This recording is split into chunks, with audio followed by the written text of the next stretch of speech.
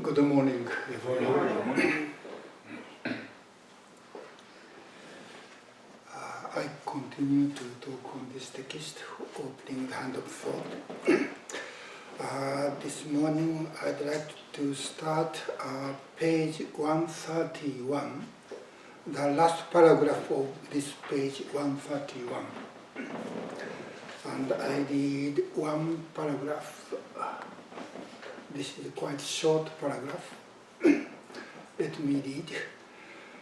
When we let go of our thoughts that distinguish better from worse, and instead see everything in terms of the universal self, we are able to settle upon a different attitude toward life, the attitude of magnanimous mind, that whatever happens, we are living out self alone.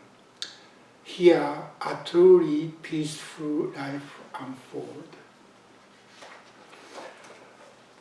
This is a kind of a repetition of what he said in the previous two paragraphs. He said, we are always living, making this distinction or discrimination, something we want, something we don't want, or something positive or negative or good or bad, whatever dichotomies. And we want to get this thing, or we want to be there, this side. And also we want to escape from that side, or we want to stay away from there. So our life become running, chasing after something positive, or escaping from something negative, or we don't like. And this is called samsara, or transmigration, because situation is always changing. Sometimes we are happy, like a heavenly beings, or more often we feel like a hungry ghost. We need more and more and more. Or sometimes we feel we are in hell. And things are changing, so our mind is always changing, up and down. That is the samsara. Traditionally, of course, in Buddhism, those 6 realms of samsara is where we will be born after we die in this lifetime, and we will be born somewhere else. But if you believe this, you can believe it, please. But if you cannot believe, then that's okay too. That means such a transmigration or up and down is in this lifetime. We don't need to think about next lifetime, because we don't know. But we know such a transmigration, changing of condition of our life and also our mind is really reality. So what Uchiyama is saying is, if we live based on this discriminative way of thinking, then our life becomes samsara. We are always up and down. And he says, Uchiyama said, of course this came from Shakyamuni Buddha, there is a possibility that we can be free from samsara. We can live based on, in the previous paragraph, he used the expression, absolute peace. You know, when we are living within samsara, there is something relatively good, relatively peaceful, and not peaceful at all, and we are changing. Then, and we cannot control this. That means if this relatively peaceful and happy condition is not absolute peace, because we may lose any time. Well, the happiness anytime can become unhappiness. Something positive can change into something negative. So on the basis of this discrimination, even peace and happiness is a part of samsara and part of suffering. Because if we, how can I say, there's no way, to be absolutely peaceful, because peaceful is a relative with what is another opposition of peaceful. Turmoil? Turmoil, okay. Stress. So, if peaceful is the opposition of turmoil, then there is always possibility, this peacefulness changing to turmoil. So there's no such peaceful, absolute peace when we live based on this discrimination. And what Uchiyama mentioned is, especially in this modern time, we are always thinking what is good, what is better, what we want, what is the goal. As far as we have this idea, then the opposite side, the another half is, another side of success is failure, or happiness and unhappiness. All those things are not under control of this person. So this entirety of our life, including heaven, including happiness, happy life like heavenly beings, is a part of our suffering. That is what in Four Noble Truths, Buddha said, everything is suffering. In this case, this everything includes happiness, or fortunate condition. If we can always stay there, then we can okay. But the opposition of happiness is unhappiness. So we always have kind of a fear, because it's uncertain that we can stay in this fortunate condition forever. So when we live on this basis, even happiness or success, joy, all those positive things is part of suffering. So, and yet Buddha said it is possible we become free from this suffering within migration. That is what is called nirvana, or cessation of suffering. And here Uchiyama has called it absolute peace. And it's a problem.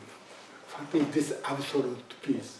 Absolute means it's not a dichotomy with what? Relative peace. But when we use this word absolute peace, it's already relative with relative peace.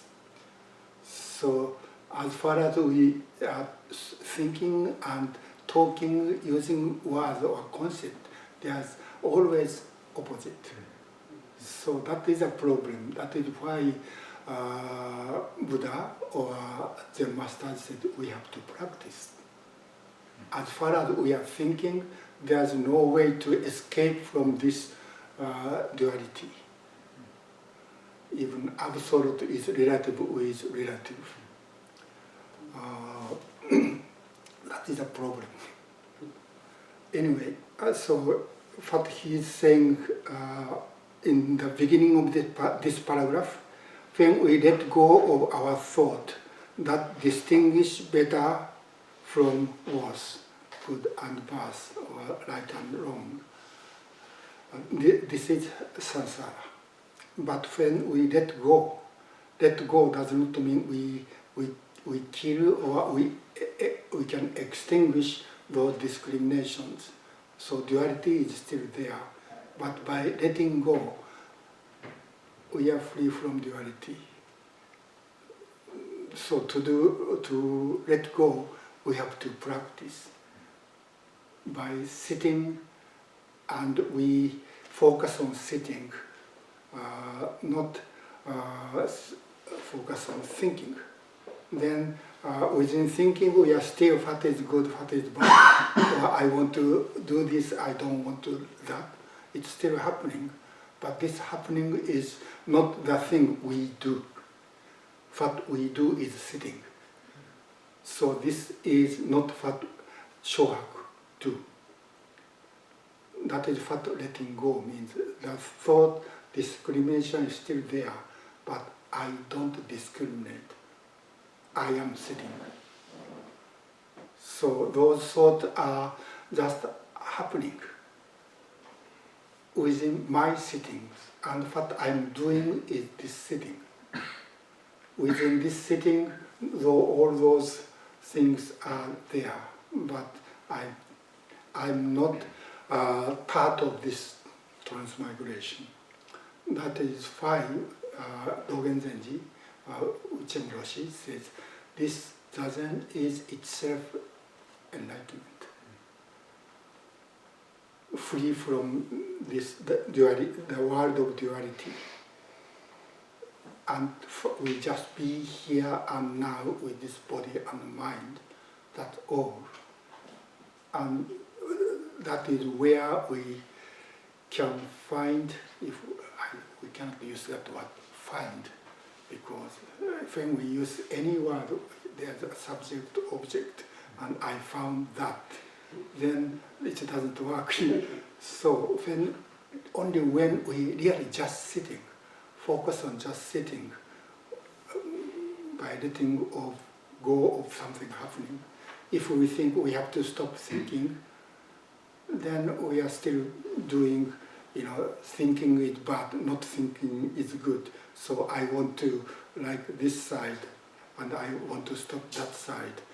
Then we are still within samsara. That is why, Dogen Zenji called this practice just sitting. Within this just sitting, this discriminating thinking or dualistic way of viewing things are still there. But we are not part of it. We don't put our entire body into that transmigration.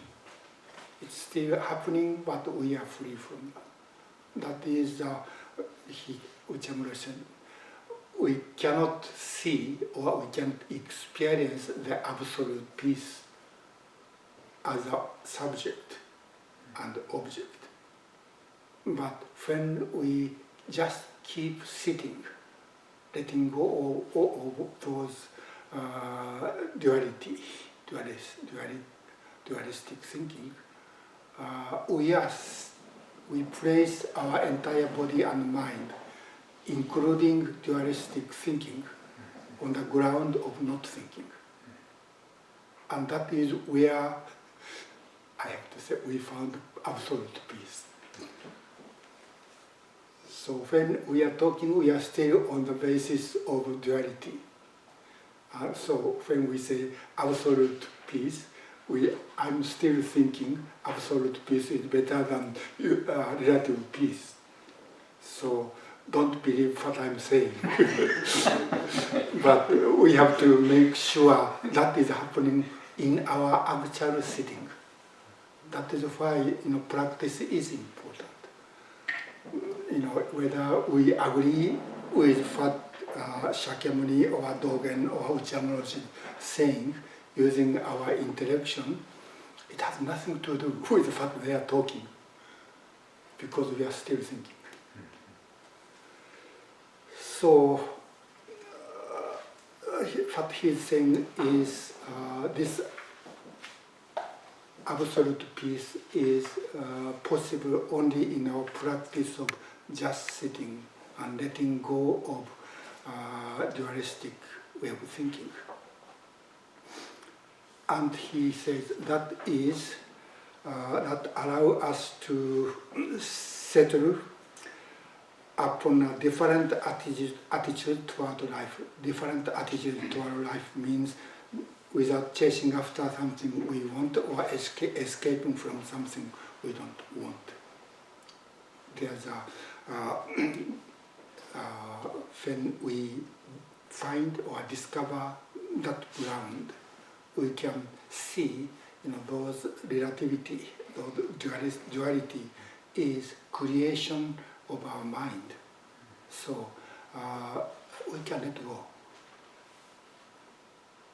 And we can settle down on this ground of beyond thinking in our practice. And this practice of just sitting enable us to settle upon a different attitude toward life. That means not only during the Zen, but even our day-to-day lives, we can find a possibility that we don't need to always run after something we want or escape from something we don't want. Those are thinking, and thinking is there, but it's not necessary. We always chase after something I think that is desirable, and always escape something that is desirable to me. Usually in this modern civilization, making money or having a good reputation, become famous, or getting a higher status is something good, and people are always chasing after them. And if we cannot get those things, then we think we are failures. So there is this class distinction between high class, middle class, and lower class. And we want to be in this better class in the society. But to be better class means there must be some people in the lower class. To be successor in the society, we need failures. So, and successor must be smaller number. If successful people are more than failure, then people don't think we are successful. So, as far as we did this kind of what is the word? Made up system of value within this society, we can see this is a kind of a superstition. We don't need to follow that path to climb up the what we call like a ladder in the society. That is really, I think, problem for all of us. And because something we want is not available for everyone, for larger number of people, life is failure. They have to always, think they are better than me. That is not a happy life. So somehow, we can find, that is not only possible way of life, but we can find the more peaceful ground of our life without chasing after that path to climb up the ladder in the society.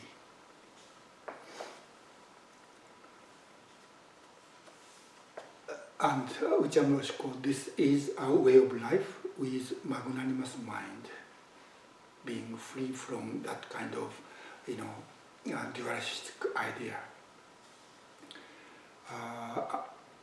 That is the attitude of magnanimous mind in the top of page 132. That whatever happens, we are living out self alone. We just live my life. I don't need to be better than others. Just in Uchiyama Roshi's expression, just blooming our own flowers. Whether this is a rose or a violet. Usually we think violet is more better than violet, and rose has a marketplace and people want to get, and violet are pretty, but it's not, it doesn't have a marketplace. But rose, I think this is Uchiyama Roshi's expression, rose bloom rose flower, and violet bloom violet flowers. And there's no good and bad or better and worse. So our practice, is whether we are rose or violet, wholeheartedly make effort to bloom our flowers, our unique flowers, and we don't need to evaluate whether this has a marketplace or not. Just bloom our life force. That is the goal of our practice. So that means violet, bloom, violet flower. That's enough.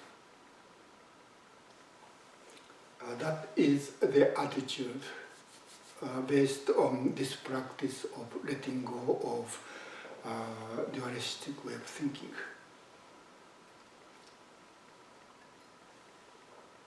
And in the last sentence, in this paragraph, he said, "Here a truly peaceful life unfold," because we don't need to compete with others. We don't need to gain certain valuable things in the social system of value. We're just using our life force, whatever given, this unique life force, to bloom our own flower. That's all. So in here, Uchiyama said, "A truly peaceful life unfold." So this absolute peace or truly peaceful life refer to nirvana. So this is a kind of how can I say, Mahayana idea about samsara and nirvana. What is samsara and what is nirvana? And as Mahayana teachers such as Nagarjuna said, samsara and nirvana are one. So we want to really understand this oneness or interpenetration between samsara and nirvana. And to do so, I think it's helpful to talk about the gate.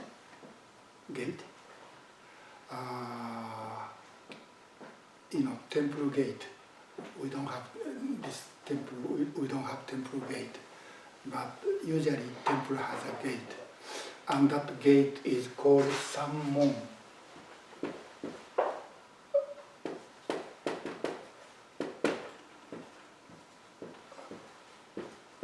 Or same sound, Sammon.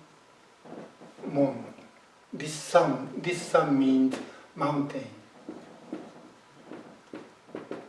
and this sound means three.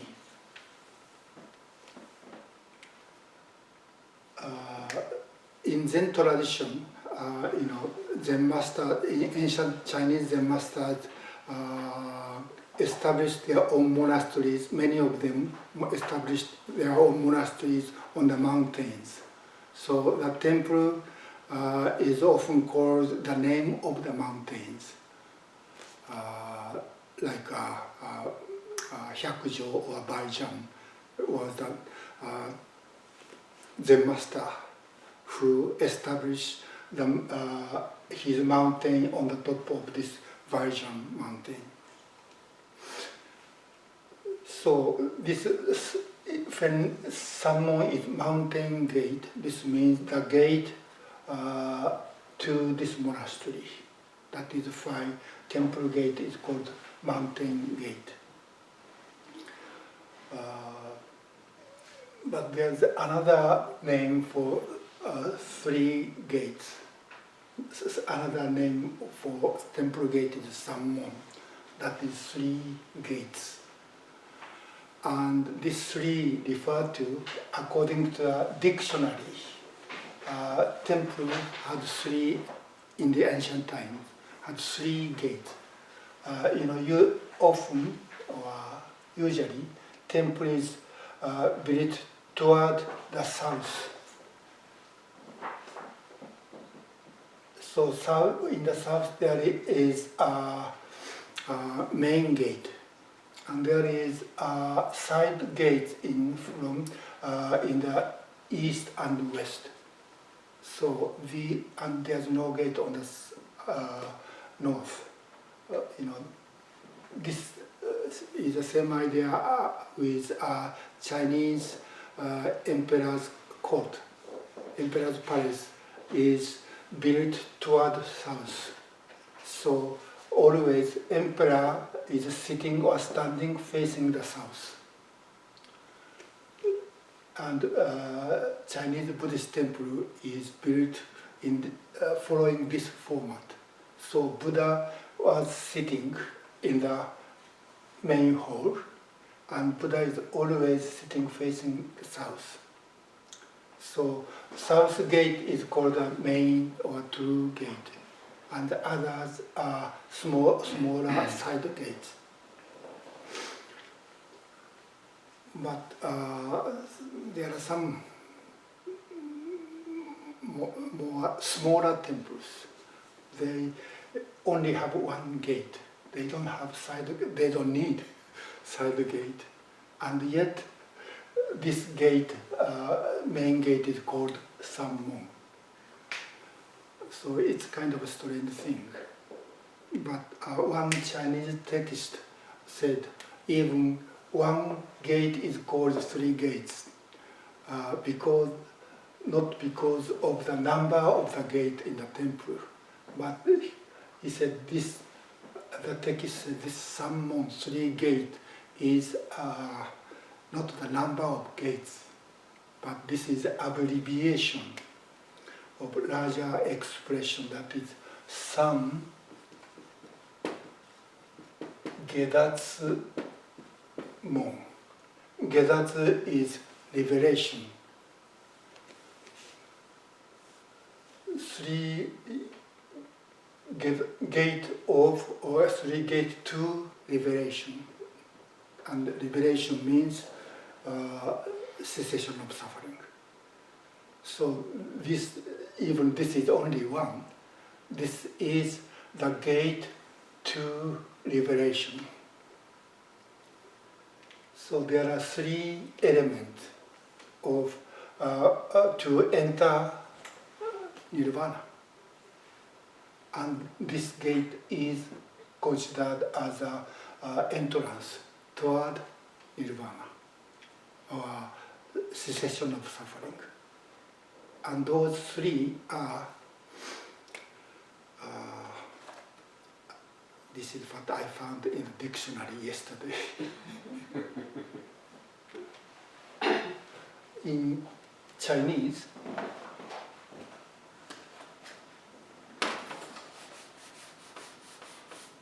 those three gates.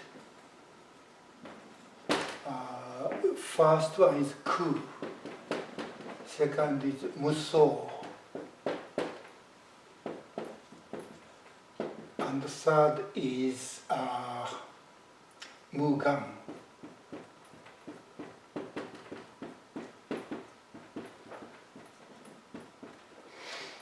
Ku means emptiness, and muso is no, so is form, no form or formlessness. And mugan is, in English translation, wish, ness, no wish. This gan is same is wish or same gan as vow. This is interesting thing. I mean, in order to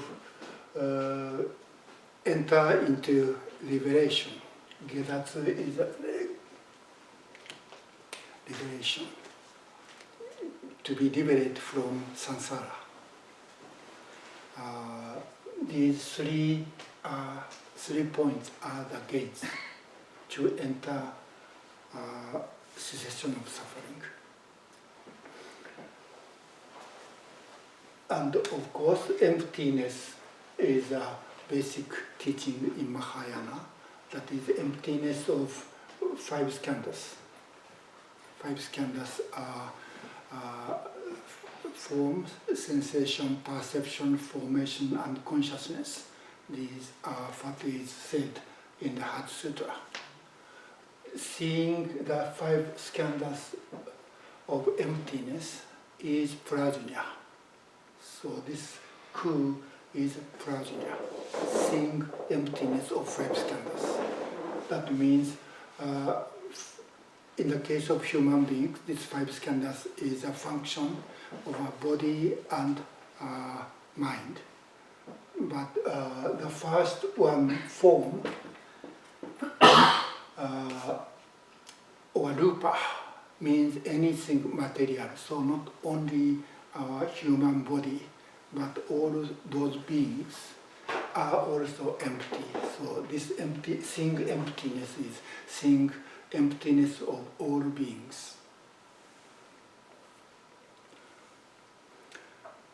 And second one is muso, by seeing emptiness of all beings, this form is so.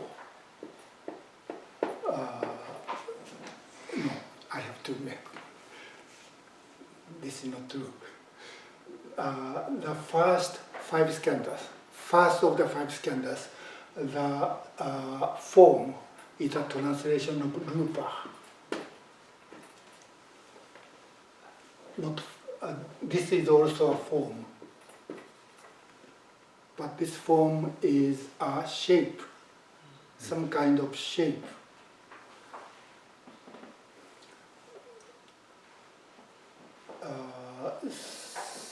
And it's kind of interesting. This shape is called so.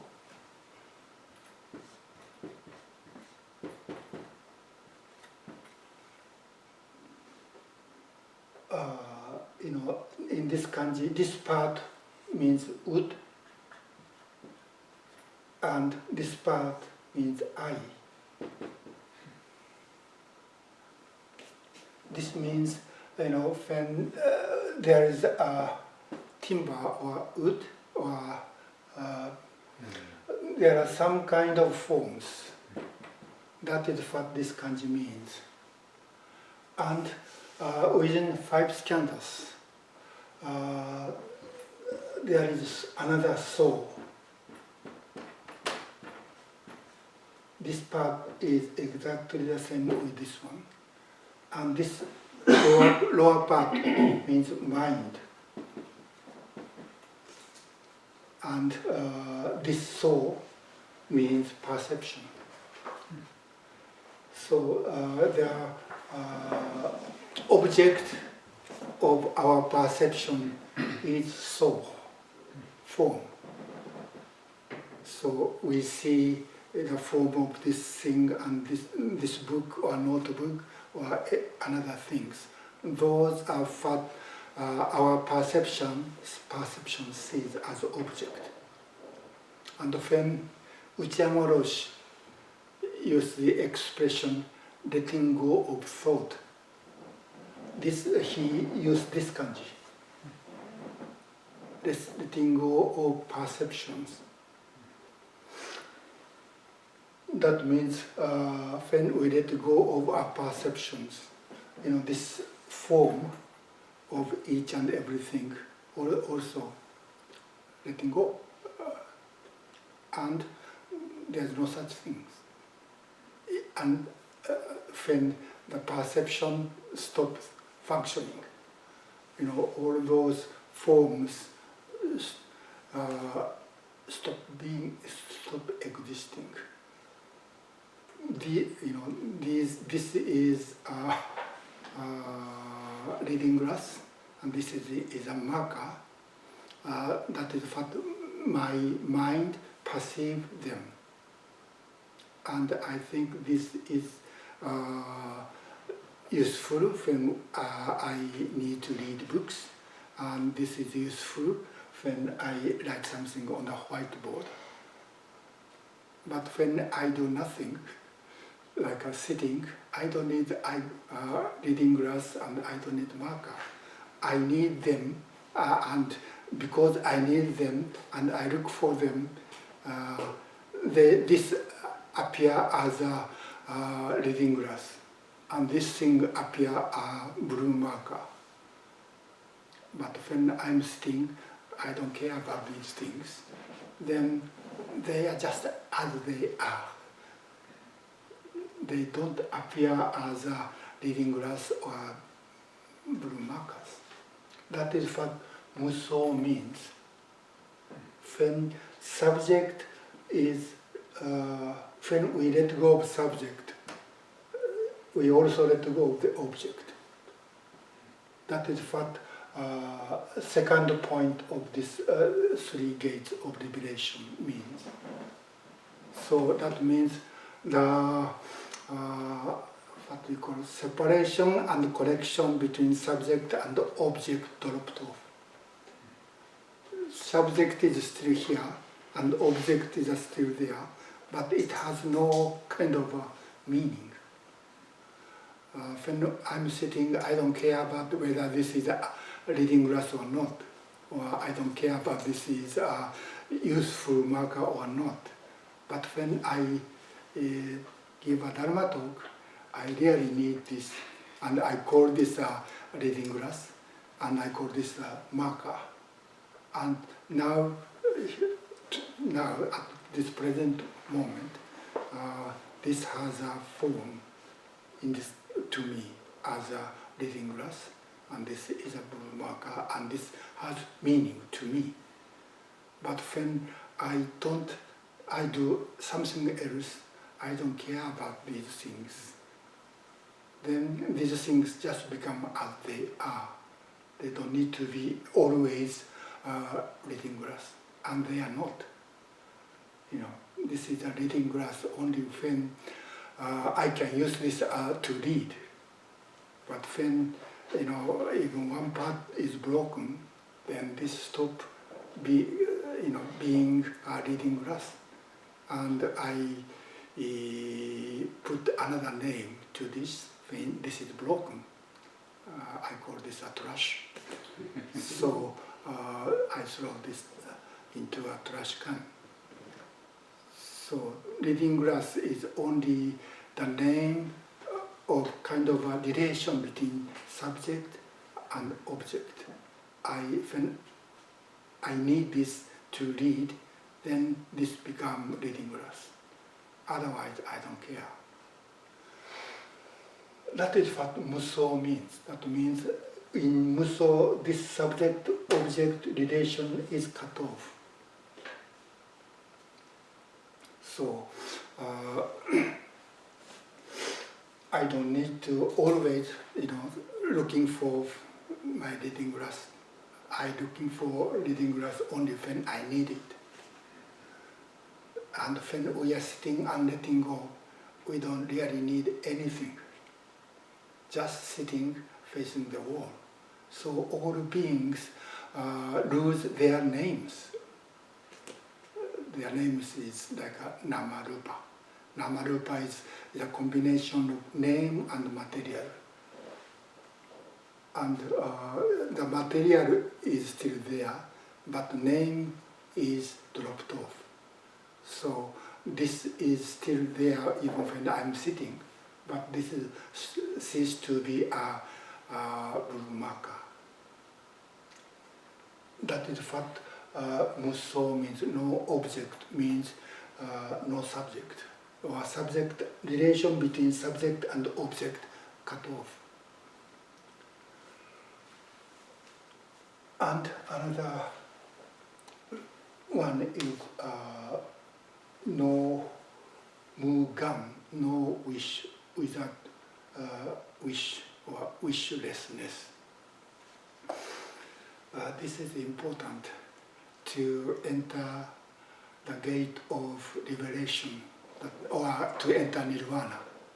That means, it's really a strange thing to say, but in order to enter nirvana, we have to stop wishing to enter nirvana. If we are wishing entering nirvana, we are still thinking, I'm not there and I want to be there. So if I practice this strange thing, then I can enter nirvana. So with this expectation, we practice, for example, just sitting. If we do that, if we practice with that wish to enter nirvana, then nirvana is always out there. There's no way to reach there.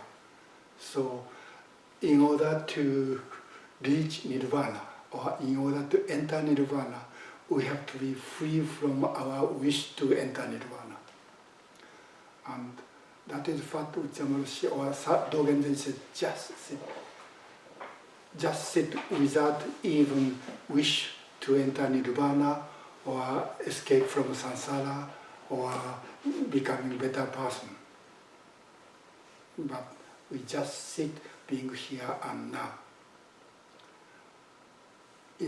Right there, within that practice of letting go, nirvana is already there. So as far as we are chasing after, nirvana is always somewhere else.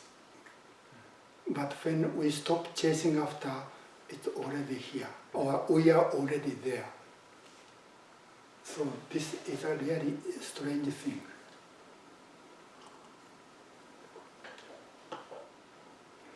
So in order to really become free from samsara and wish to enter nirvana, we stop chasing after nirvana, and we stop escaping from samsara.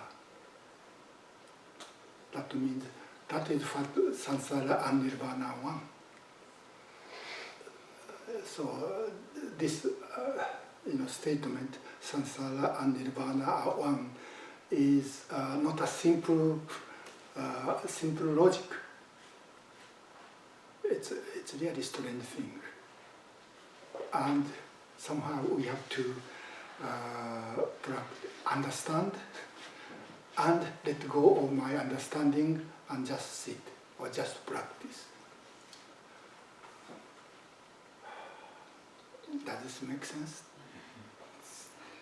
That means as far as we are thinking using our intellection, nirvana is not possible. But when we let go of our discrimination, then nirvana is already there, or we are living there, or we are born, living and dying within nirvana. It's a really strange thing.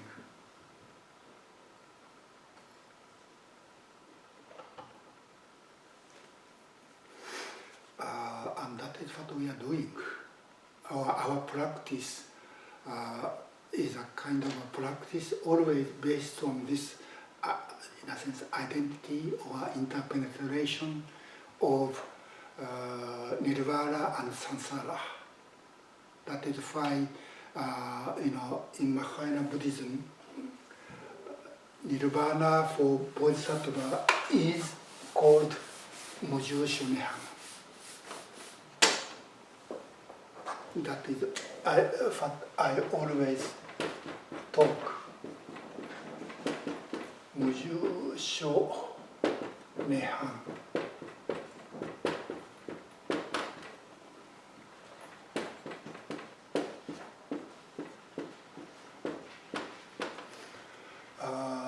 Mu is no, ju is staying or abiding or dwelling, and sho is place, and nehan is nirvana. When Shakyamuni attained enlightenment, it said he entered nirvana. But as far as he was alive, he had some problems as far as he has body and mind. And the first nirvana he entered and staying while he was alive is called uyonehan. U is being and yo is something extra. Something extra is this body and mind. And when Shakyamuni passed away, he really entered nirvana. That is called muyonehan. U and mu. Muyo means nothing extra.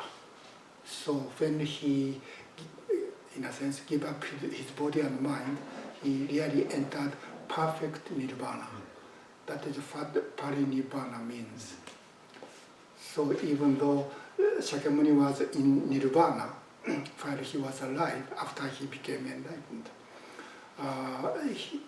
because he had body, he had some difficulties, and he had to think what is good, what is not good, or what kind of teaching he needs to give to this person to help this person, or to keep the healthy, wholesome condition of the Sangha. He had to make some kind of rules. So he had to think and make distinction and make decision, even though he was still in nirvana. So when he passed away, he really free from entirely free from samsara. So in the early Buddhism, there are two kinds of nirvana. But in Mahayana Buddhism, added third kind, that is muju shunehan, the nirvana without abiding place. That means that this is a nirvana for bodhisattva. That means bodhisattva does not abide anywhere. Anywhere means either samsara nor nirvana. Bodhisattva can kind of come and go, or enter and come out freely between samsara and nirvana. That's why Bodhisattva doesn't stay in samsara because of his wisdom. And yet Bodhidharma never enter nirvana because of his compassion. He needs to be always within samsara. And yet he is not within samsara. This kind of strange logic is really important. And our practice is not like Shakyamuni's after he became enlightened, or the practice of the great bodhisattvas such as Avalokiteshvara or Manjushri. Although those great bodhisattvas are really dwells nowhere. they are always coming and going, or never stay samsara and never stay nirvana, but they freely function, work for helping all beings. But our practice is much immature. So, in a sense, we are stay samsara, and we wish enter nirvana. So our practice is really incomplete. And yet, the vow we take, Bodhisattva vow, is trying to, in a sense, imitate Shakyamuni's life or great Bodhisattva's life without dwelling either samsara or nirvana. We, in a sense, we entering and coming out. That is what this gate means.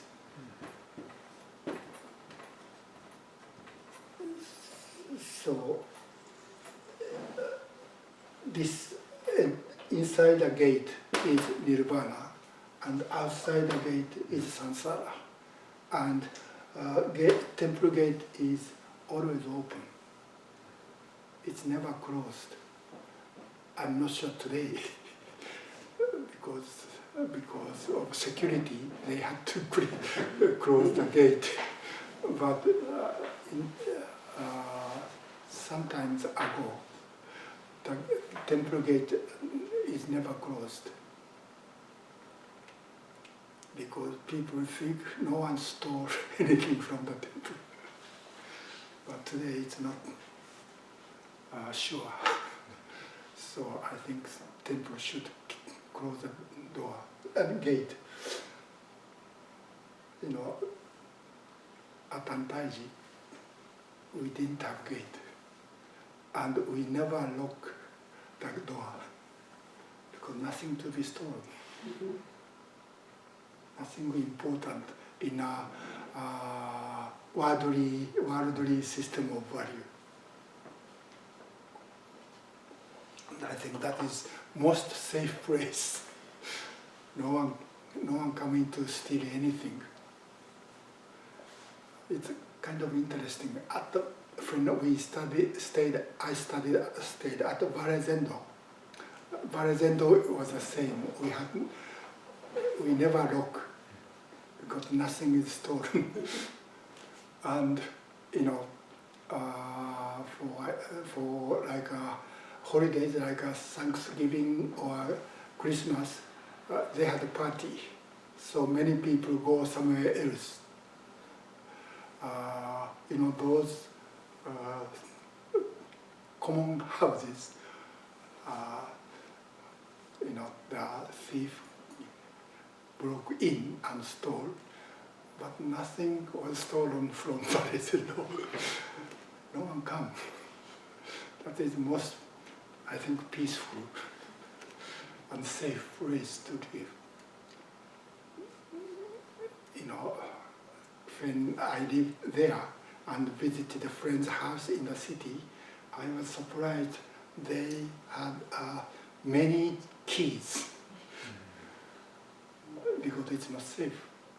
And still, with so many keys, they still not feel safe.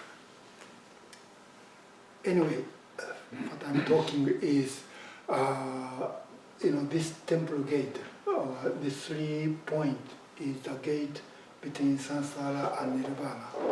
And our practice is not like Shakyamuni's, Buddhas, or great Bodhisattvas like Avalokiteshvaras, but we try to make effort to coming in and going out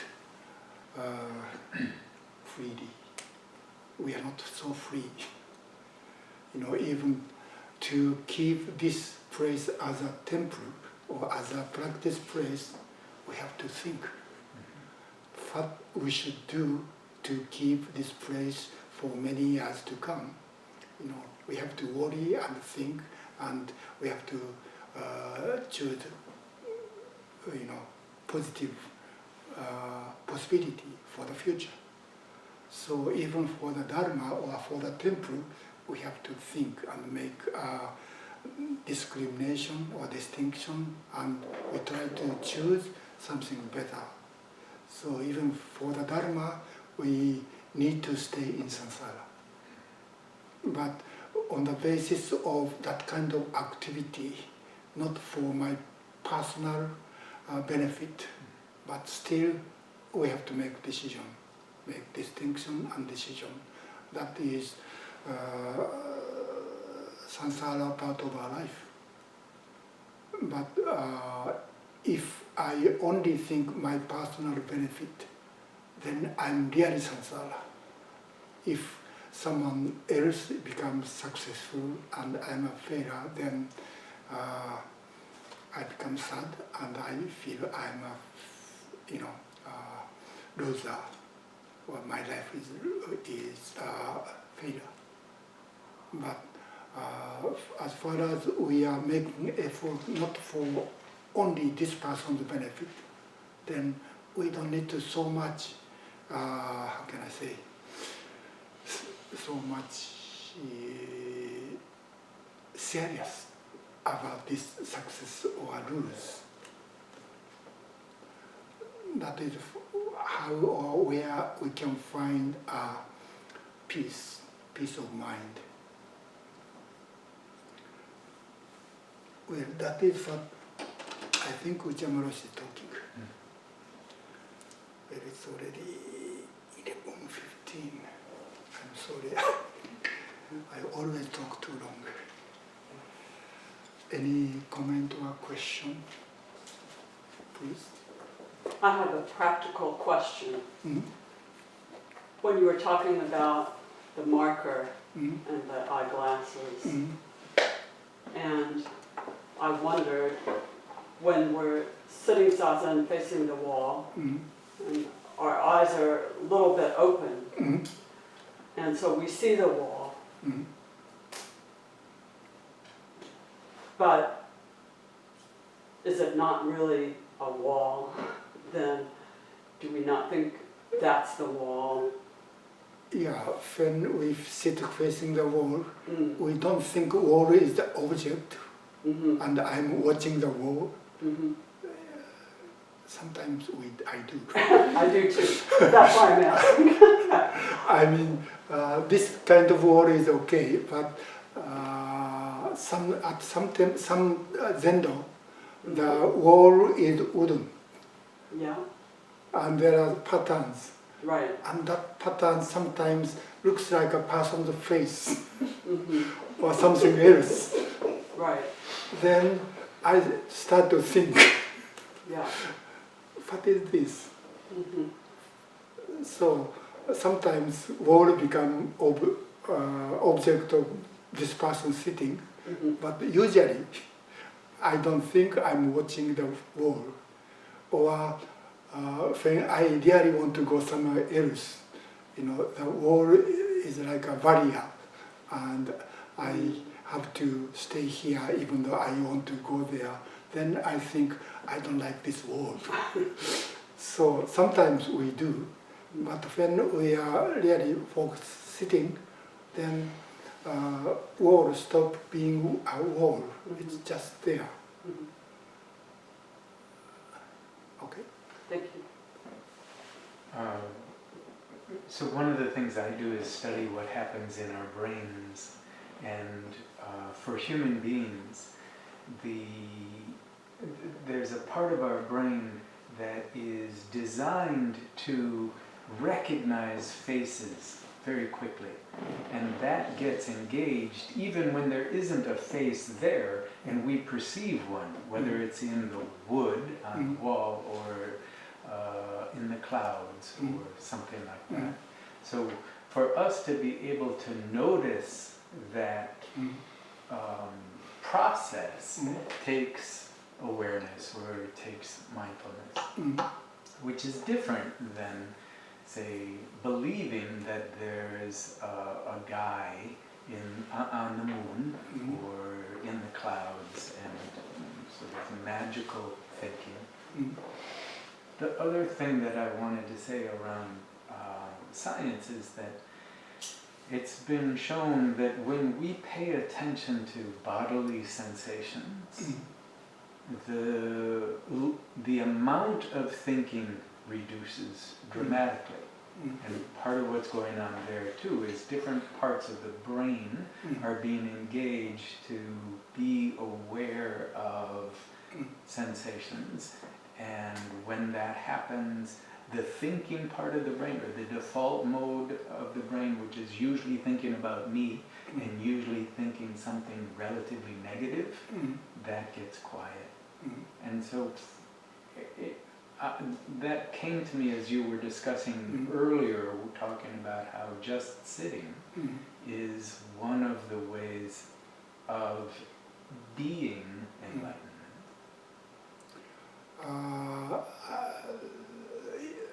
Probably from neuroscience point of view, what I'm talking about, or what Buddhism talking about, ultimate truth without distinction or discrimination, and our discriminative thinking is two functions of our brain.